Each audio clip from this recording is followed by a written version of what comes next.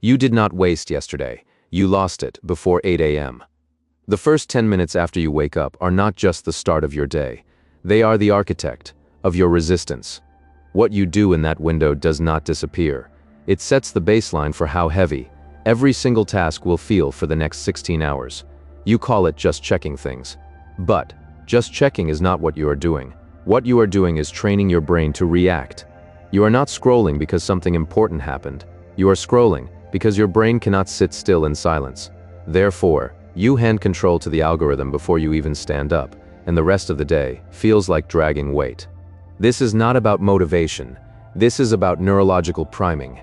The moment you grab your phone, your brain switches into reactive mode. Every notification, every headline, every comment. Your attention fractures into 100 tiny directions before you consciously decide where it should go.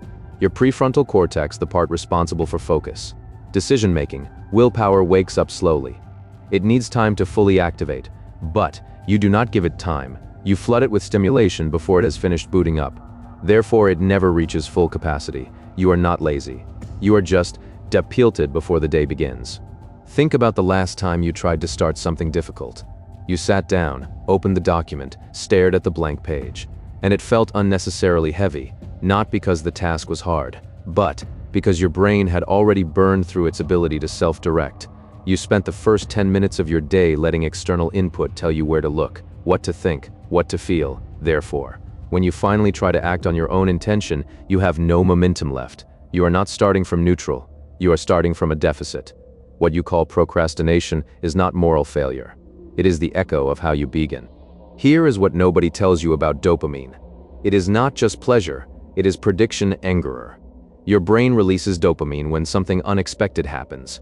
A notification, a new comment, a surprise message.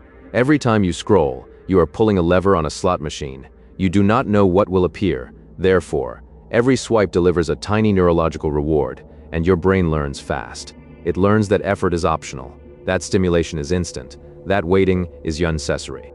So when you sit down later to do something that requires sustained attention, you are asking your brain to operate in a completely different mode. A mode it was not trained for that morning. Deep work requires delayed gratification, tolerance for boredom, resistance to distraction. But you spent the first 10 minutes teaching your brain the exact opposite. Therefore, the mismatch feels unbearable. It is not that the work is too hard. It is that your brain is in the wrong state.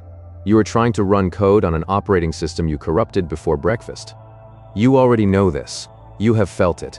The difference between a morning where you stayed off your phone and a morning where you gave in. On the days you wait, even just 20 minutes, the rest of the day feels lighter. Not easier, lighter. You do not need more discipline later. You need less interference early. But knowing this does not mean you act on it. Because the pull is not logical, it is chemical. Your brain does not want silence. It wants certainty, novelty, instant feedback. Therefore, the first 10 minutes feel like the hardest place to draw a boundary. And that is exactly why they matter most. The first decision you make is not what you check. It is whether you check at all. The moment you reach for your phone, you are answering a question. Am I in control? Or is my environment in control? And your brain remembers the answer. It remembers whether you can tolerate discomfort, whether you can sit with emptiness, whether you need external input to feel alive. Therefore, the morning is not preparation for the day. The morning is the day. Everything after is just momentum. You are either riding your own or fighting someone else's. This is not about building a perfect routine.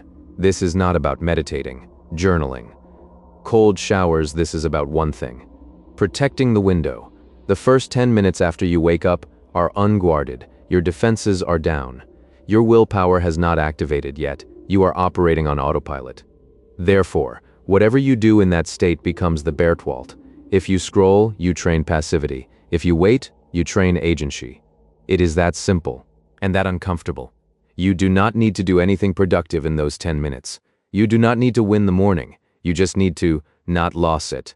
Lie there, stare at the ceiling, move slowly. Let your brain finish waking up without being told what to think. The discomfort you feel is not boredom. It is withdrawal from reactivity. Your nervous system is habituated to instant stimulation. Therefore, stillness feels like something is wrong. Nothing is wrong. You are just remembering what it feels like to exist without input. The shift is not dramatic. You will not suddenly become a different person. But starting things will stop feeling like moving through mud, because you are no longer asking a reactive brain to execute proactive work. You are letting your prefrontal cortex wake up first. You are letting your attention become yours again. Therefore, the rest of the day does not require more effort. It requires less repair. You stop spending energy clawing back focus you never should have given away, and everything you thought was hard becomes exactly as hard as it actually is. Not harder, just real.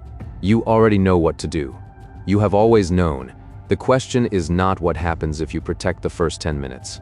The question is what keeps happening when you do not. You call it a small thing.